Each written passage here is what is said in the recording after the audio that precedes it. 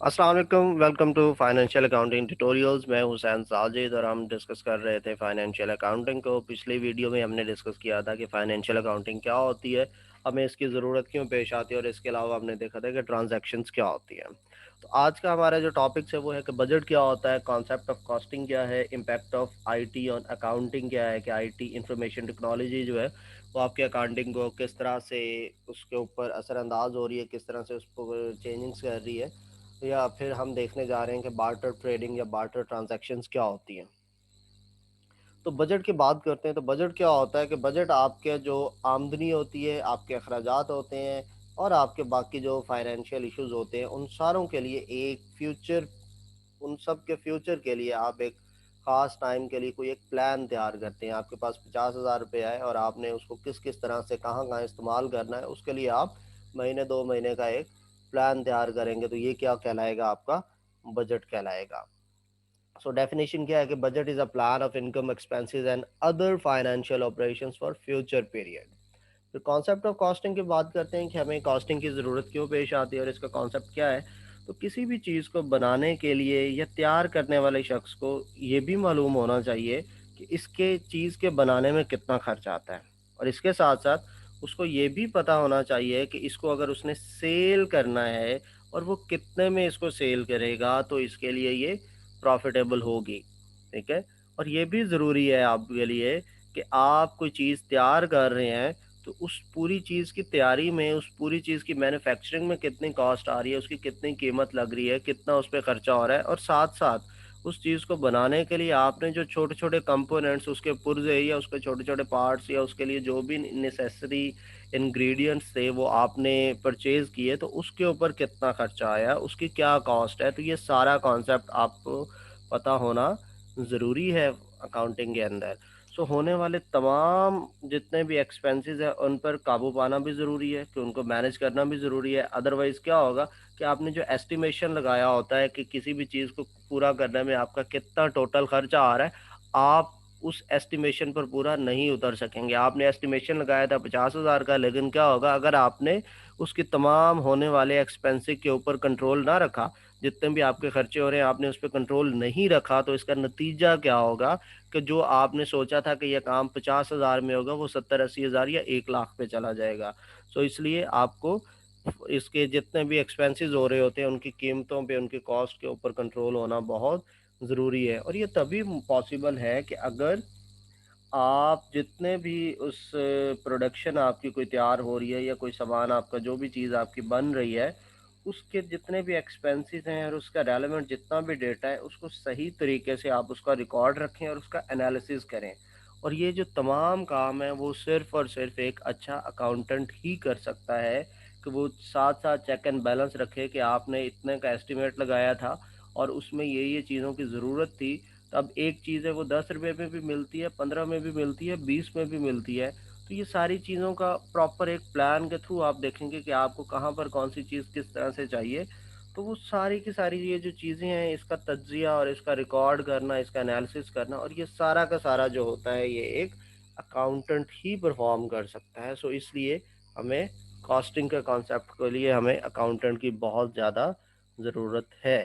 آگے ہم ڈسکس کرتے ہیں کہ امپیکٹ آف آئی ٹی کیا ہے اکاؤنٹنگ کے اوپر، کہ انفارمیشن ٹیکنالوجی جو ہے یہ کس طرح سے ہماری اکاؤنٹنگ کو چینج کر رہی ہے، یہ اس میں کس طرح سے یہ انوالو ہو رہی ہے۔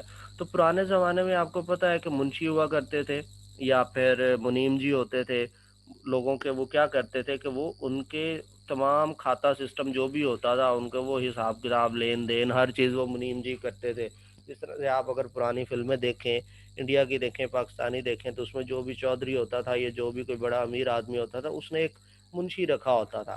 وہ کسی کو بھی قرضہ دینا ہوتا تھا، قرضہ لینا ہوتا تھا، کسی سے پیسے دینے ہوتے تھے، واپس لینے ہوتے تھے، وہ سارا لین دین اسی ایک بندے کے ہاتھوں ہوتا تھا، اور سارا کا سارا جو ریکارڈ تھا وہ اس ایک بندے کے ہی ہاتھوں میں ہوتا تھا، اور وہ اس وقت کا ایک بڑا ہی قابل اکاؤنٹنٹ کہلاتا تھا۔ لیکن اب جو ہے چونکہ انفارمیشن ٹیکنالوجی آ چکی ہے تو ہمیں اس طرح سے وہ پرانا سسٹم کے اکارڈنگ کھاتا سسٹم بنانے کی ضرورت نہیں ہے کہ آپ رجسٹروں پہ رجسٹر بھرتے جائیں۔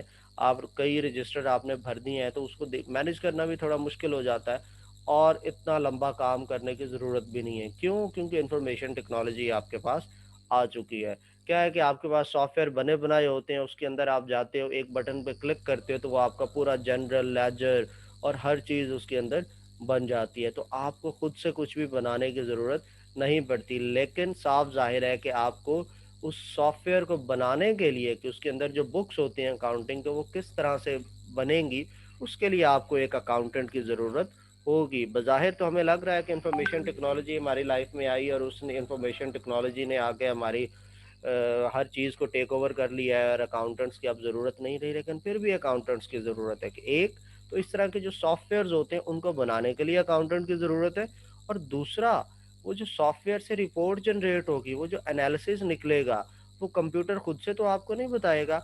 उस एनालिसिस को, उस रिपोर्ट को समझने के लिए भी आपको एक एक्सपर्ट की ज़रूरत है।